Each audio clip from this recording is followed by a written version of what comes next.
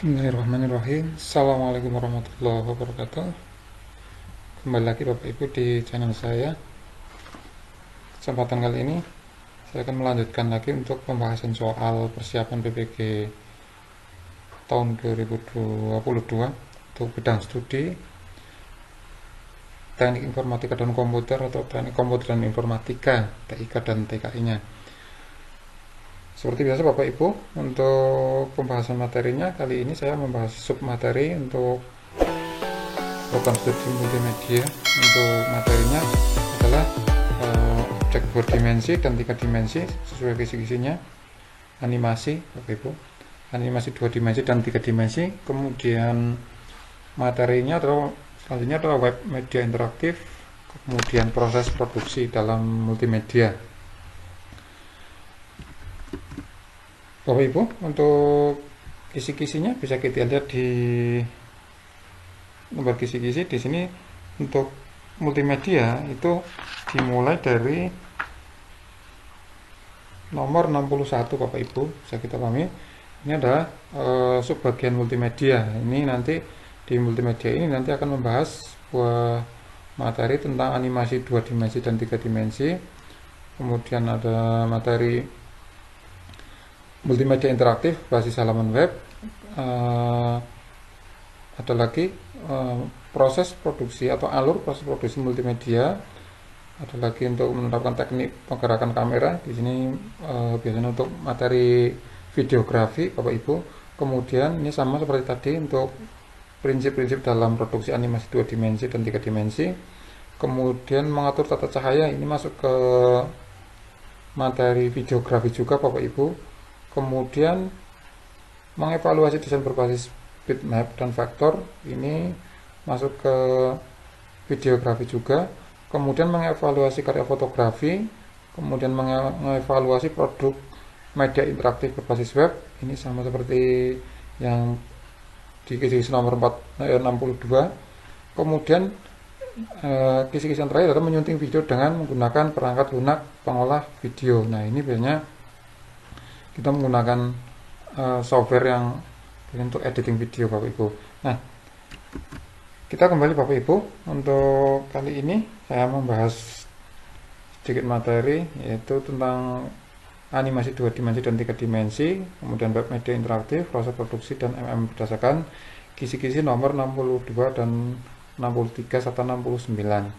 Sebelumnya Bapak Ibu, silakan untuk subscribe dulu yang belum subscribe channel saya. Kemudian jangan lupa untuk like, komen, dan share. Bapak Ibu, sebelum dibahas soal yang berkaitan dengan multimedia, seperti biasanya Bapak Ibu mohon masukannya nanti ketika saya mengerjakan ataupun saya membahas soal-soal yang ada di modul seperti ini. Ketika banyak kekurangan, kesalahan dan kekeliruan, mohon untuk masukannya nanti silakan masukkan di kolom komentar. Biasa Bapak Ibu, kita lanjut masuk saja ke pembahasan soalnya atau ke contoh soalnya. Nomor 1, di sini kesan yang muncul apabila Anda melihat garis vertikal adalah, jadi yang dipertanyakan adalah ketika pertama kali Anda atau mungkin Anda melihat garis vertikal. Nah, apakah perasaan yang Anda dapatkan? Nah, ini yang A itu tenang, damai, tetapi pasif. Kemudian yang B stabil, megah, kuat, statis, dan kaku. Yang C ringan, dinamis, kuat. Yang D enak, lembut, rapi, dan tenang. Yang E indah, dinamis, luas, lemah, gemulai. Silakan untuk dipilih jawabannya Bapak Ibu. Nah, jawabannya adalah stabil, megah, kuat, statis, dan kaku. Nah, jadi di dalam soal di sini adalah kesan yang muncul apabila Anda melihat sebuah garis vertikal, melihat satu garis vertikal yang posisinya itu berdiri Bapak Ibu, vertikal. Nah, kesan apakah yang dilihat dari garis itu? Nah, di sini yang jelas adalah garisnya bersifat stabil, megah, kuat, statis, dan kaku. Jadi perlu diketahui Bapak Ibu bahwa sebuah garis itu memiliki sifat masing-masing Bapak Ibu. Nah, kalau di modul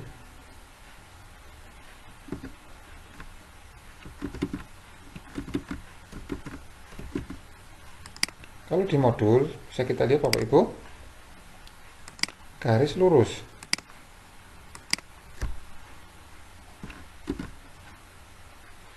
Vertikal.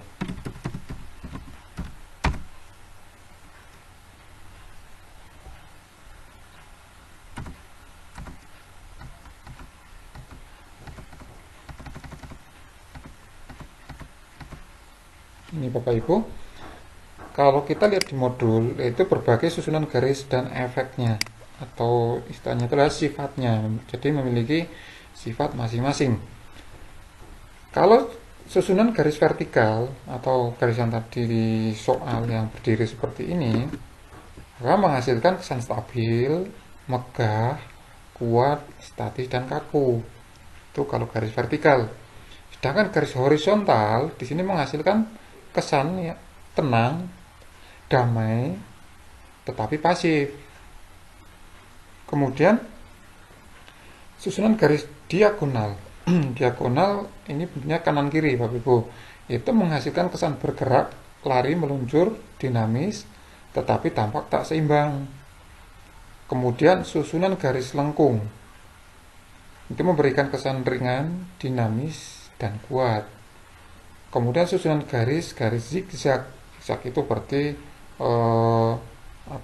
seperti ruset seperti itu, tidak berarti.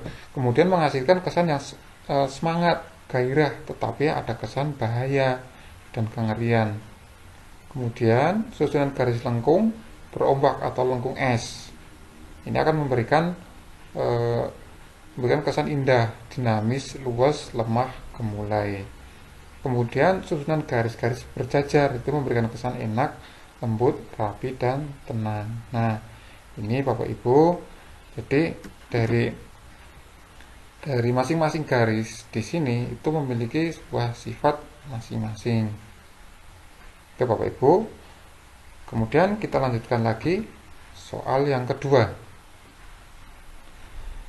Gambar di bawah ini merupakan sebuah atau gambar objek bidang A, bidang maya, yang B, bidang organik, dan C, bidang gabungan, yang D, bidang sudut bebas, yang E, bidang geometri.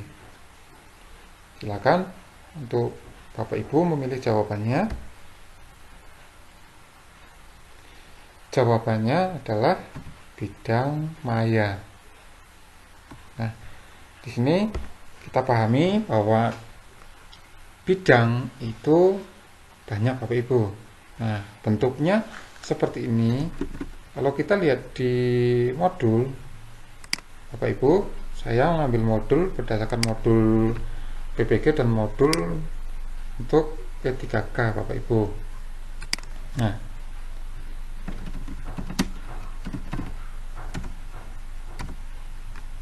ini.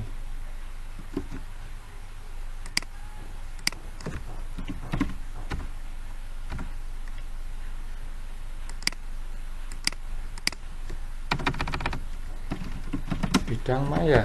Kalau kita cari di modul, ini ada Bapak Ibu, di daftar isinya sudah terlihat Bapak Ibu. Nah, ini Bapak Ibu, kalau kita lihat raut bidang,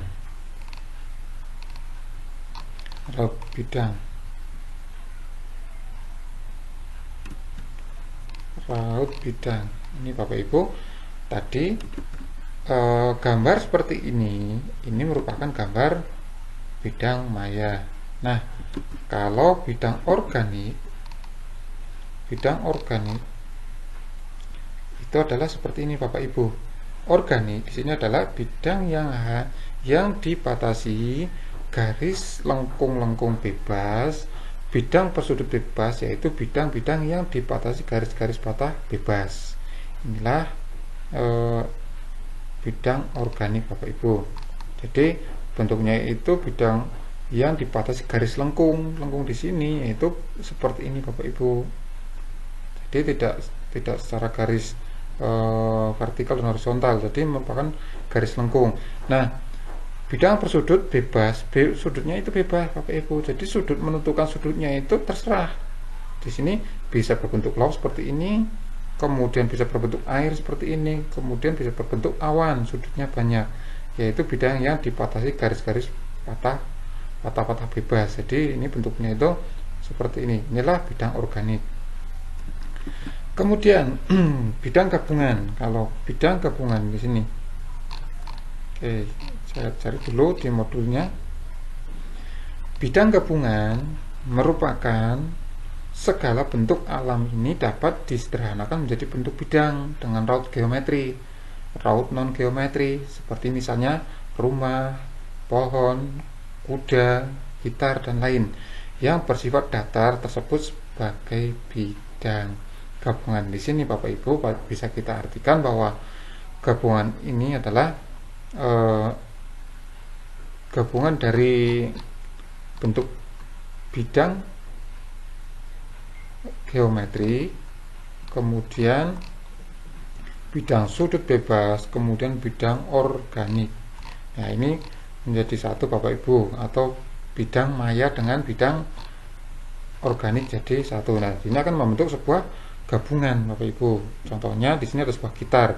Sebuah gitar di sini dibentuk berdasarkan bidang apa ini Bapak Ibu? Nah, tadi bidang organik ini bisa diambilkan dari bidang organik, kemudian di sini bisa diambilkan dari bidang maya. Kemudian kalau apalagi ini Bapak Ibu contohnya.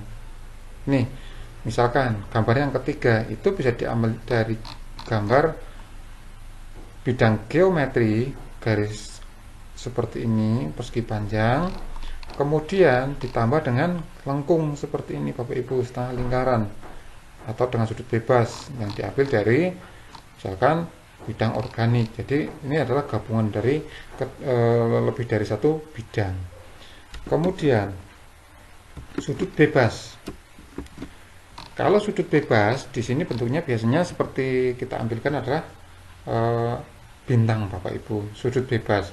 Nah, bidang non geometri merupakan bidang yang dibuat secara bebas, dapat berbentuk bidang organik, bidang bersudut bebas, bidang gabungan, dan bidang maya. Jadi bentuknya itu bebas, sudutnya itu bebas, entah itu sudut seperti bintang, segi 5, kemudian segitiga seperti ini, kemudian ada yang segi sekian, kemudian ada segi 4 dan sebagainya. Itulah sudut bebas. Jadi sudutnya itu ditentukan, tetapi jumlah sudutnya bebas, yaitu Bapak Ibu secara gampangnya. Kemudian sudut geometri. Sudut geometri. Nah, ini Bapak Ibu, inilah sudut geometri. Biasanya sudut ini tuh lebih cenderung dipakai dalam sebuah mata pelajaran matematika Bapak Ibu, geometri. Oke, kita bahas. Secara garis besar, macam dari raut bidang terdiri dari geometri dan non geometri. Bidang geometri itu bidang teratur. Nah, Bapak Ibu, geometri adalah bidang teratur yang dibuat secara matematika. Raut bidang geometri atau bidang yang dapat dibuat secara matematika meliputi segitiga, segi 4, segi 5, segi 6, segi 8, lingkaran, dan lain sebagainya. Itulah bidang geometri Bapak Ibu. Nah, itu Bapak Ibu, jadi gambar seperti ini adalah jawabannya bidang maya. Soal selanjutnya, ini sudah dijawab Bapak Ibu. Gambar di bawah ini, yaitu tadi, yaitu gambar organik, karena memiliki sudut yang dibuat dari lengkung dengan sudut bebas, itu Bapak Ibu. Kita lanjutkan lagi untuk soal berikutnya. Soal berikutnya, di sini ada gambar susunan. Di bawah ini adalah, ini merupakan bentuk dari susunan-susunan bangun datar tadi, dari bidang-bidang ini Bapak Ibu. Nah, gambar susunan di bawah ini adalah susunan A, transisi, B, susunan repetisi, Yang C susunan komposisi, yang D susunan oposisi, yang E susunan gabungan. Jawabannya adalah susunan oposisi. Nah, mari kita lihat Bapak Ibu di modul oposisi.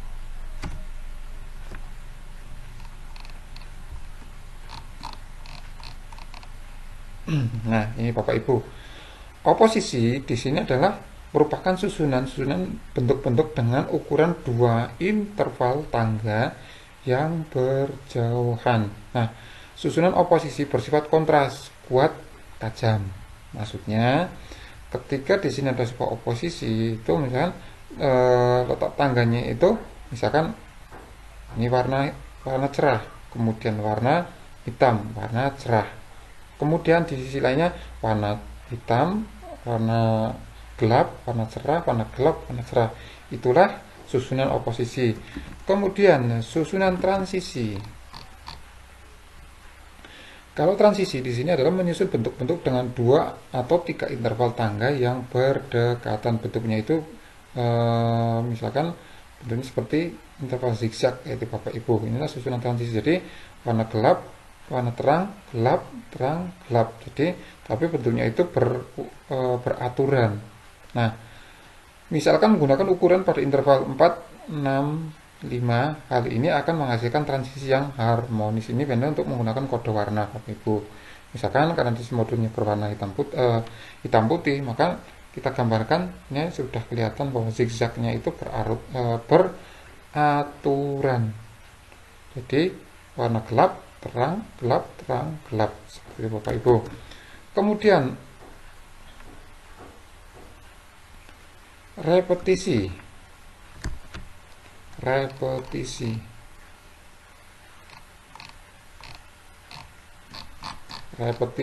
sini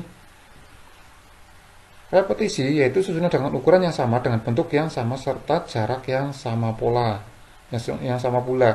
Hal ini menghasilkan suatu karya statis, tenang, rapi, resmi, tetapi menjemukkan atau monoton. Jadi bentuknya itu diatur Bapak Ibu. Jadi berurutan seperti ini dan teratur.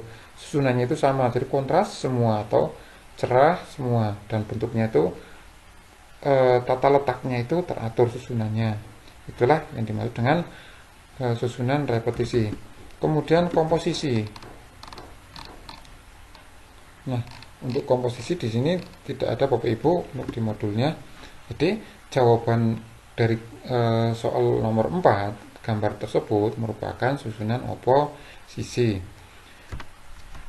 Soal selanjutnya nomor 5. Ciri khas dari suatu raut dapat berupa kasar, halus, polos, bermotif, keras, dan lain sebagainya. Dan hal ini disebut bidang. A. Bidang. B. Raut. C. Tekstur. D. Profil. E. Garis.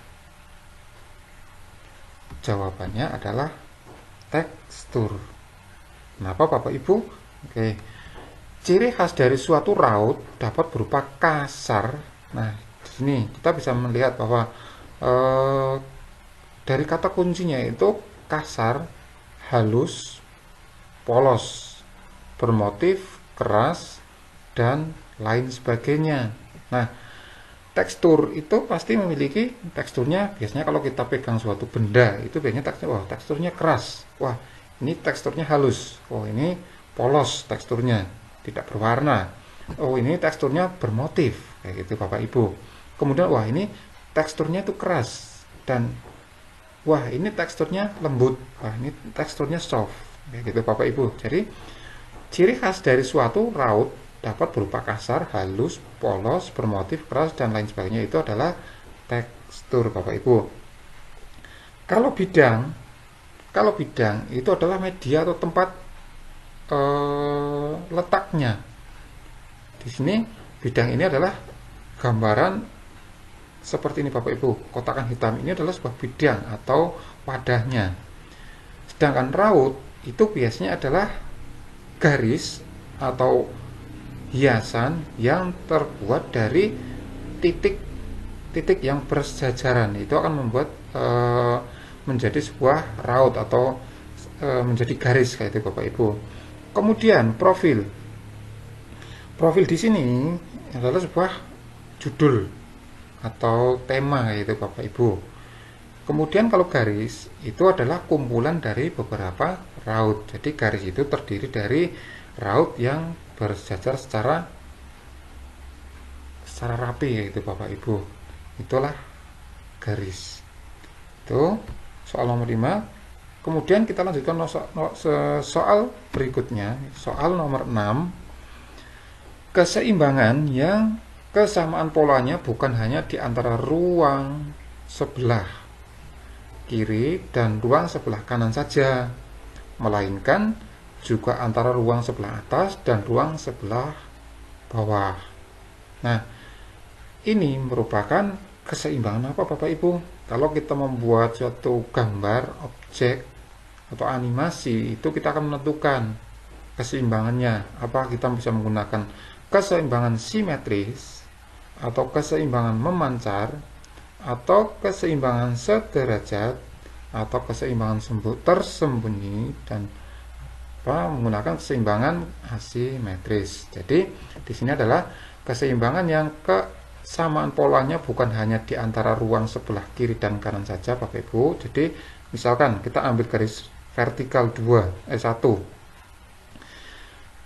dan keseimbangannya itu tidak hanya di sebelah kanan dan kirinya saja Bapak Ibu, melainkan juga di antara ruang sebelah atas dan ruang sebelah bawah. Jadi selain tadi kita ngambil garis lurus ke atas, kemudian objek kanan dan objek kiri itu sama, tetapi juga ada garis yang horizontal, dan objek atas dan bawah itu sama Bapak Ibu. Nah, itu merupakan keseimbangan simetris atau memancar, atau sederajat, atau tersembunyi, atau asimetris. Jawabannya adalah keseimbangan memancar. Baik, kita lihat modulnya Bapak Ibu. Keseimbangan memancar.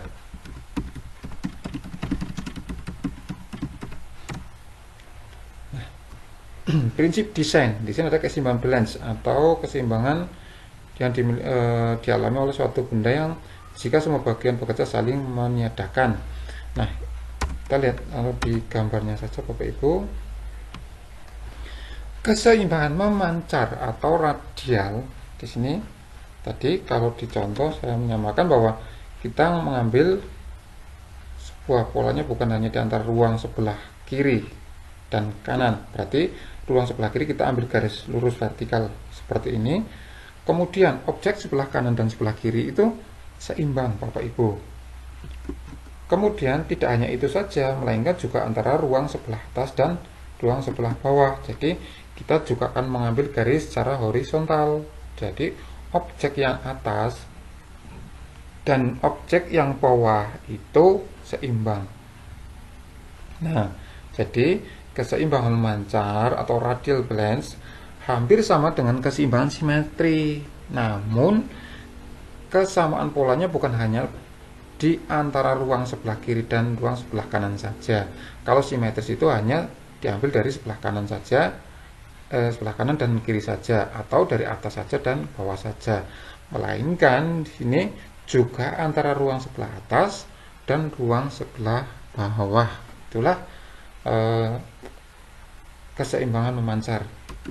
Kemudian kalau keseimbangan simetris tadi seperti ini Bapak Ibu. Jadi antara objek kanan dan objek kiri itu ukurannya atau polanya itu sama Bapak Ibu, ukurannya inilah simetris. Kemudian sederajat.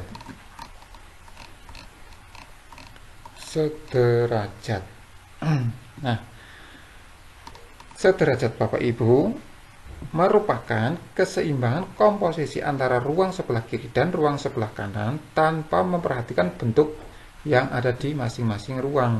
Jadi yang dimaksud sederajat di sini antara objek kanan dan objek kiri yang dibatasi dengan garis vertikal itu bentuknya atau ukurannya itu sama Bapak Ibu. Walaupun di sini secara bentuk bangun ruangnya itu tidak sama. Jadi ukurannya sama, besarnya sama, walaupun di sini bentuk medianya itu tidak sama. Di sini lingkaran dan di sini sisi satunya adalah segi 3. Itu Bapak Ibu. Kemudian keseimbangan tersembunyi.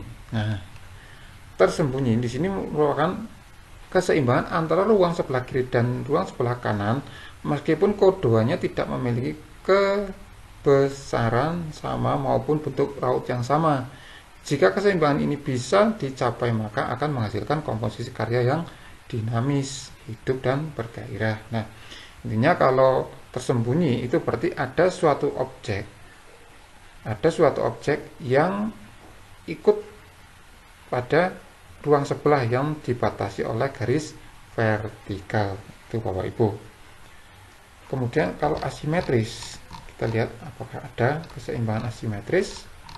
Nah, di sini tidak ada untuk keseimbangan asimetris Bapak Ibu. Jadi jawaban di sini adalah keseimbangan memancar. Gambarannya seperti ini Bapak Ibu. Jadi antara atas dan bawah dipisah dengan garis horizontal itu sama, antara kanan dan kiri dipisah dengan garis vertikal itu juga sama Bapak Ibu.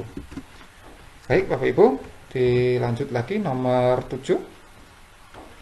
Ini biasanya sudah masuk lebih ke pengambilan gambar Bapak Ibu, ataupun perangkat pengambilan gambar, biasanya lensa. Nomor 7, agar mobil yang berjalan dengan kecepatan 500 km per jam tertangkap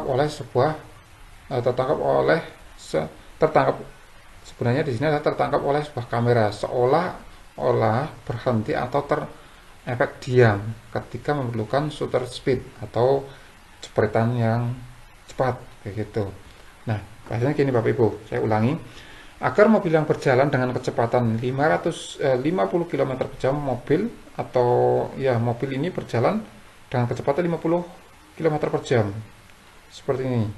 Kemudian kita akan mengambil objek mobil itu dengan sebuah kamera Bapak Ibu. Nah, agar objek itu tertangkap oleh kamera dan seolah-olah mobil itu berhenti atau terefek diam ketika kita mengambil gambarnya, kita memerlukan shutter speed.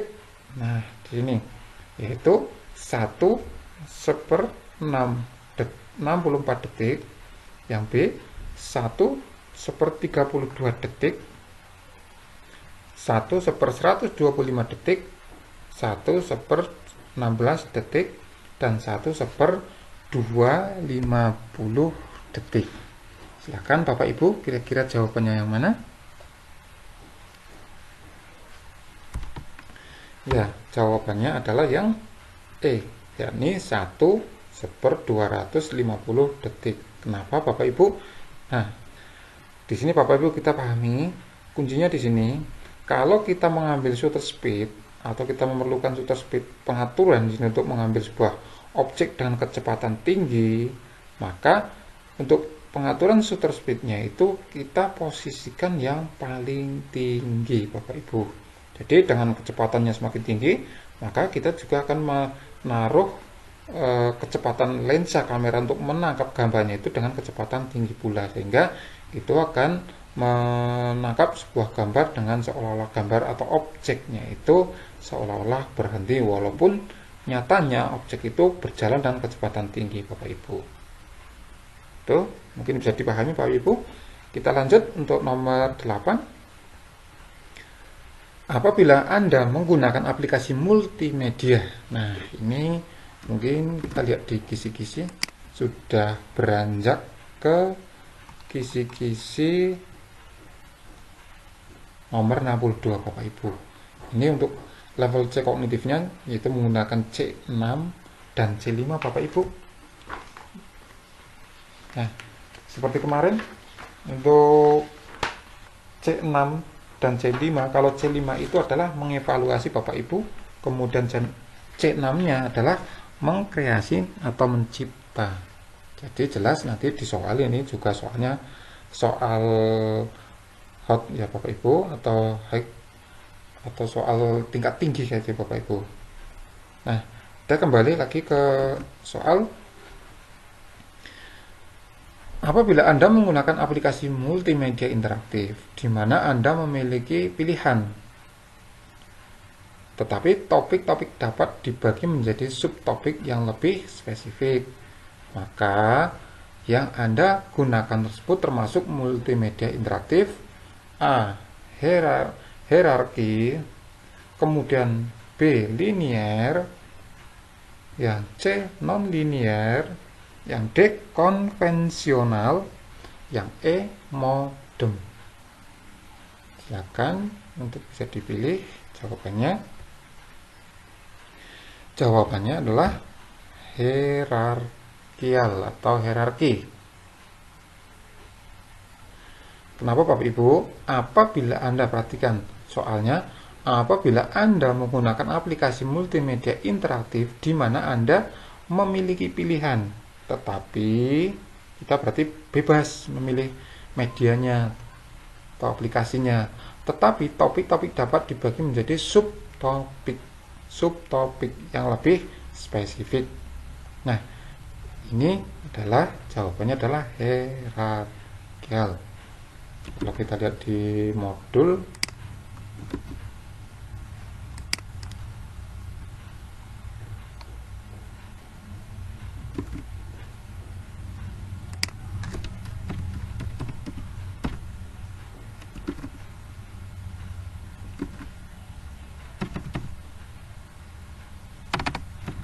hierarkial.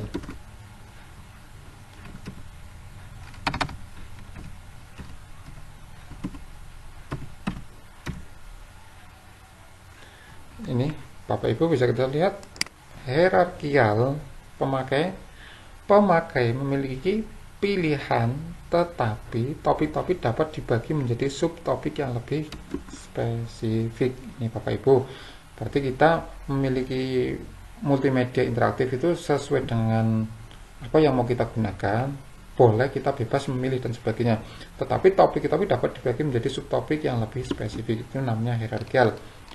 Nah, seperti ini Bapak Ibu. Kemudian non-linear di sini adalah memungkinkan pemakai untuk bebas bergerak untuk melihat isi materi dengan cara berinteraksi. Kemudian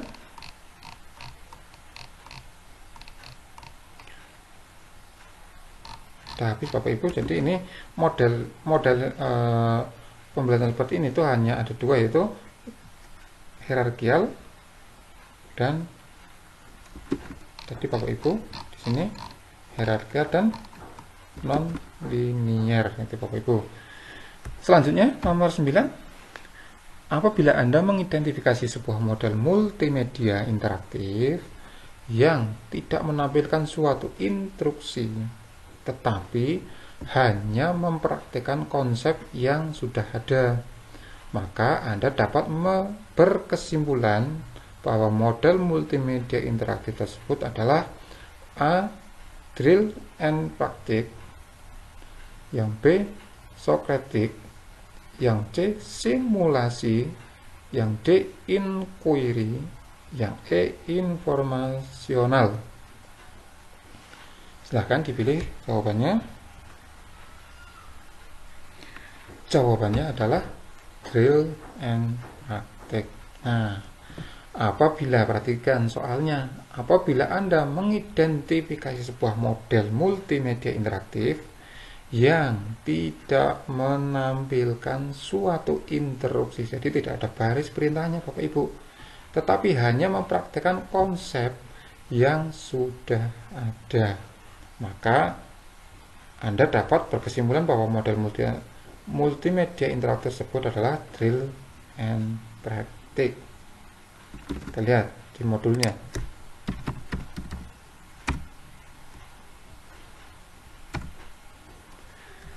Ini Bapak Ibu, drill and practice di sini adalah menganggap bahwa konsep dasar telah dikuasai oleh pengguna dan mereka sekarang siap untuk menerapkan rumus-rumus. Jadi maksudnya di sini Bapak Ibu, saya kasih blok dulu, menganggap bahwa konsep dasar telah dikuasai oleh pengguna. Jadi di sini tidak ada instruksi lagi Bapak Ibu. Apabila Anda menghitung sebuah model tidak menampilkan suatu instruksi. Nah, di sini sudah tidak lagi adanya baris perintah atau instruksi. Jadi dianggap penggunanya itu sudah paham, gitu Bapak Ibu di sini. Nah, kemudian bekerja dengan kasus-kasus konkret dan menjelajahi daya tangkap mereka terhadap materi. Fungsi utama latihan dan praktik dalam program pembelajaran berbantuan komputer memberikan praktik sebanyak mungkin terhadap kemampuan siswa.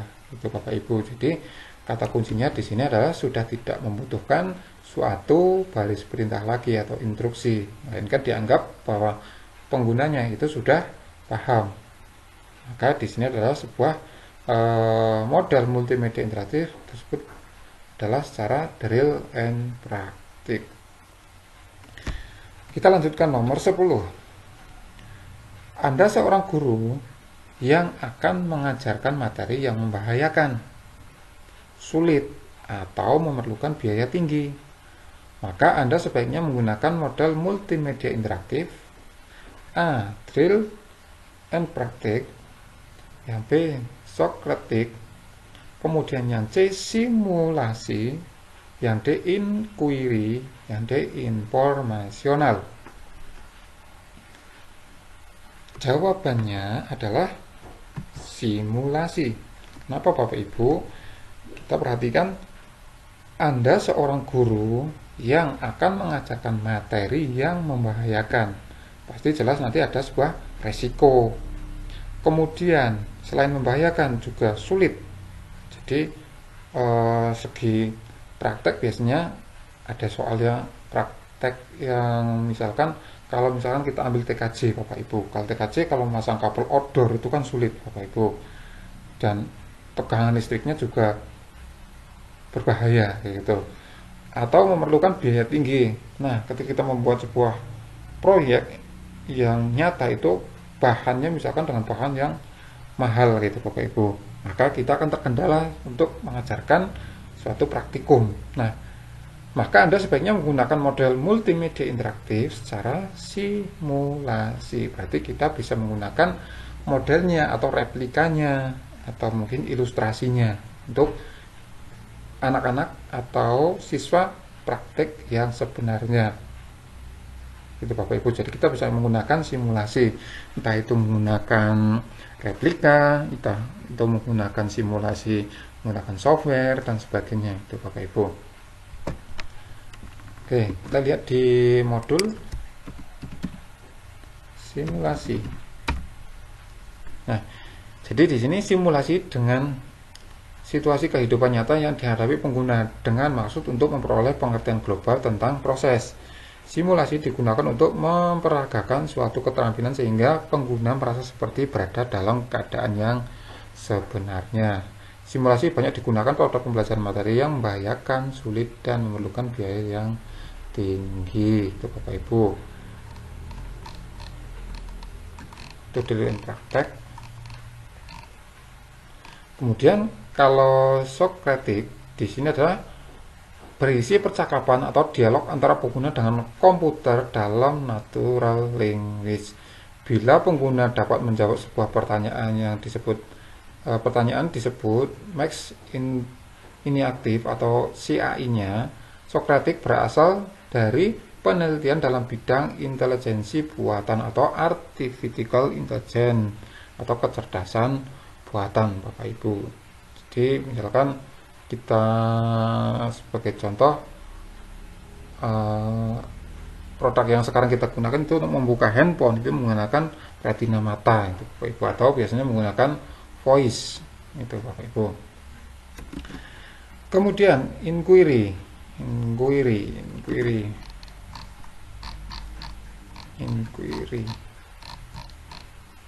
tutorial, ini untuk model tutorial non-linear. Oke. Untuk inquiry di modul sini tidak ada. Kemudian informasional berarti ini pembelajaran itu secara informasi. Misalkan kita Bapak Ibu ceramah di depan kelas ketika anak praktikum, misalkan kita menyampaikan step-stepnya kayak gitu Bapak Ibu. Kemudian kita lanjut lagi Bapak Ibu, soal selanjutnya. Model yang didesain dengan memanfaatkan sifat kompetitif pengguna untuk memotivasi dan meningkatkan minat belajar dalam model A. Drill and Practice, yang B. Instructional Games, yang C. Socratic, yang D. Hybrid, yang E. Informasional. Jawabannya adalah Instructional Game. Nah, ini model ini itu memanfaatkan sifat kompetitif pengguna untuk memotivasi dan meningkatkan minat belajar dalam model. Nah, ini kita lihat di modulnya.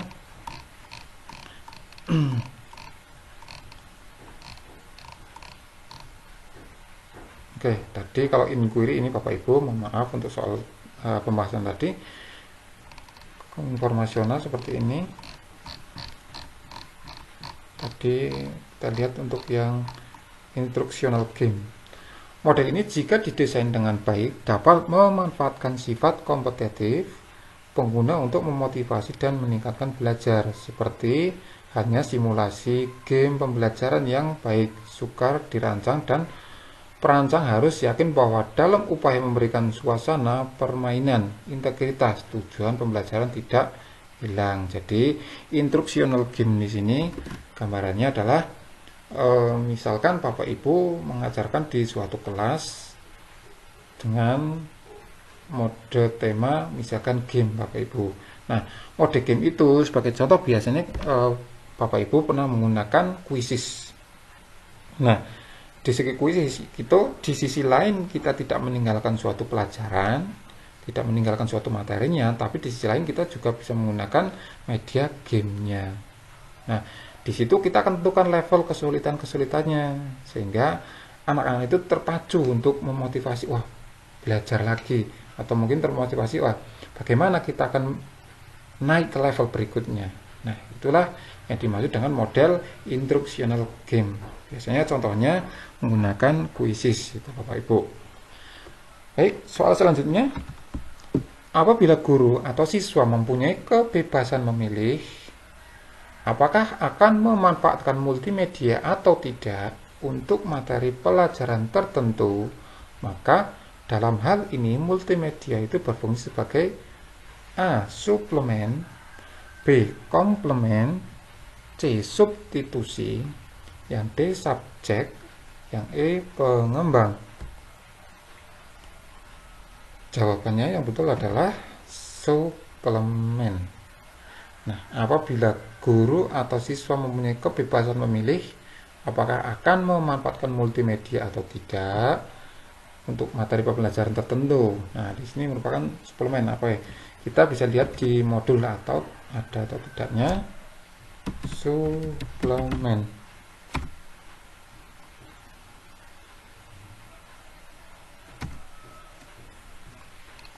Nah, suplemen Bapak Ibu bisa kita tambahkan atau bisa kita opsional. Sifatnya adalah suplemen itu opsional Bapak Ibu, tambahan. Nah, apabila guru atau siswa punya kebebasan memilih apakah akan memanfaatkan multimedia atau tidak, berarti di sini kita memilih opsi mau menggunakan atau tidak.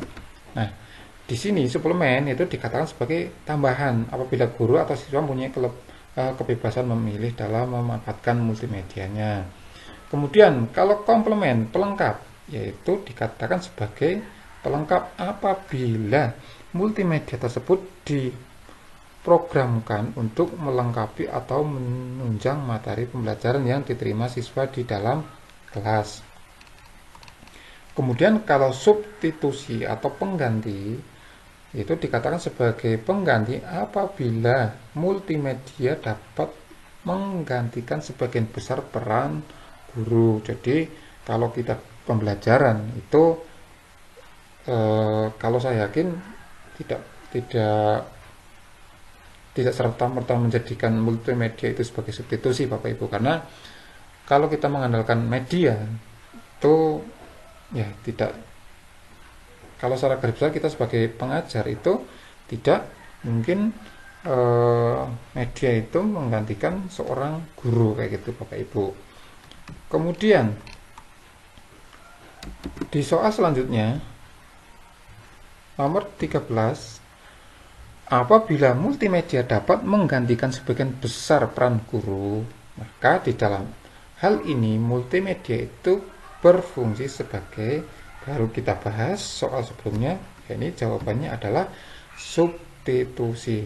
Nah, Bapak Ibu perlu diingat, multimedia ini dapat menggantikan sebagian. Bapak Ibu perlu di garis besarnya di sini perlu digarisbawahi bahwa multimedia ini itu hanya menggantikan sebagian, bukan seluruhnya. Nah, kalau seluruhnya saya yakin tidak bisa Bapak Ibu. Tapi kalau sebagian di sini, maka multimedia itu berfungsi sebagai substitusi. Kita lanjutkan lagi nomor 14. Berikut ini adalah unsur-unsur yang harus ada pada storyboard. Kecuali, nah ini sudah mulai masuk ke tahap pemrosesan video atau 2 dimensi atau animasi 2 dimensi dan 3 dimensi. Berikutnya adalah unsur-unsur yang harus ada pada storyboard kecuali. Nah, ada A. Instruksi untuk pemrograman, yang B. Tata cara, yang C. Skrip audio, yang D. Deskripsi detail video, yang E. Properti peralatan storyboard. Jawabannya adalah instruksi untuk pemrograman. Baik Bapak Ibu, berikutnya adalah unsur-unsur yang harus ada pada storyboard. Nah, kita akan membuat sebuah animasi, itu banyak ada sebuah alur atau urut-urutannya. Nah, kecuali ini adalah instruksi untuk pemrograman yang tidak ada. Kalau tata cahaya itu pasti ada Bapak Ibu. Kemudian skrip audio itu juga ada Bapak Ibu. Sebagai contoh, misalkan ketika pemain itu atau objek itu pembawa berita, misalkan pembawa berita itu biasanya itu tidak membaca teks yang ada di meja, melainkan membaca skrip audio yang ada di layar depan, sehingga kelihatan bahwa penyiar itu tidak serta-merta membaca Bapak Ibu, tetapi pembaca berita itu seakan-akan berbicara dengan audiens, paham? Tetapi di posisi depan itu ada sebuah skrip Bapak Ibu. Kemudian deskripsi detail audio, di sini setiap deskripsi detail video, setiap videonya itu memiliki nama atau detail sendiri-sendiri. Jadi setiap bagian-bagian itu punya deskripsinya masing-masing atau punya namanya masing-masing. Kemudian properti, kalau properti ini pasti jelas karena ini berhubungan dengan tata cahaya, kemudian perangkat-perangkat yang lain yang bisa digunakan untuk misalkan tata cahaya, skrip audio, kemudian untuk membuat detail dalam perangkat untuk membuat detail deskripsi detail videonya, misalkan softwarenya dan sebagainya. Itu Bapak Ibu. Kemudian nomor selanjutnya, berikut beberapa hal yang harus diperhatikan ketika membuat multimedia interaktif agar menjadi menarik, kecuali A. Menentukan biaya proyek, B. Menentukan tujuan proyek, C. Memahami audiens, D. Desain tampilan, yang E. Menentukan proyek. Jawabannya adalah yang A, yaitu menentukan biaya proyek. Apa Bapak Ibu? Nah, beberapa berikut hal yang harus diperhatikan ketika membuat multimedia interaktif. Interaktif itu biasanya lebih cenderung ke pembelajaran agar menjadi menarik, kecuali kita tidak harus menentukan biaya proyek. Kenapa Bapak Ibu? Nah, mungkin kita bisa memanfaatkan software secara free, software yang free dan fasilitasnya banyak atau medianya fitur-fiturnya banyak juga banyak Bapak Ibu. Kita bisa menentukan pakai software yang berbasis free. Kemudian Kalau menentukan tujuan proyek, jelas kita akan menentukan tujuannya apa sih proyek yang kita buat, pasti untuk media interaktif, untuk pembelajaran. Memahami audiens, siapa kira-kira nanti yang akan menikmati media yang kita buat, itu pasti jelas. Kemudian desain tampilan itu akan menyesuaikan audiennya. Kalau audiennya adalah anak-anak, maka jelas kita akan membuat desain tampilannya yang biasanya disukai dengan anak-anak, misalkan animasi atau mobil atau kartun dan sebagainya, atau hewan dan sebagainya. Kemudian menentukan proyek ini sama hampir dengan tujuan Bapak Ibu. Proyek ini untuk siapa? Nah, kalau ini kita tujukan untuk anak-anak, maka jelas kita membuat media interaktifnya yang berkaitan dengan anak-anak. Tapi kalau kita menentukan proyeknya untuk orang dewasa, jelas kita akan menentukan medianya itu yang berisi konten atau berisi media yang sifatnya untuk orang dewasa. Itu Bapak Ibu, untuk pembahasan kali ini ada 15 soal yang bisa saya sampaikan, yang bisa saya bahas berdasarkan modul 5 untuk multimedia, dan saya ngambil juga modul dari ini Bapak Ibu untuk modul P3K bidang informatika tahun 2021. Berdasarkan materi ini saya bahas itu berdasarkan kisi-kisi nomor 61, yaitu melakukan evaluasi terhadap produk animasi 2 dimensi dan 3 dimensi, kemudian membuat user interface menggunakan prinsip-prinsip desain user interface pada multimedia interaktif berbasis halaman web dan media interaktif, dan juga tadi untuk nomor 69 yaitu mengevaluasi produk media interaktif berbasis web. Itu Bapak Ibu kiranya untuk pembahasan kali ini. Nanti saya lanjutkan lagi untuk pembahasan masih di tahap multimedia.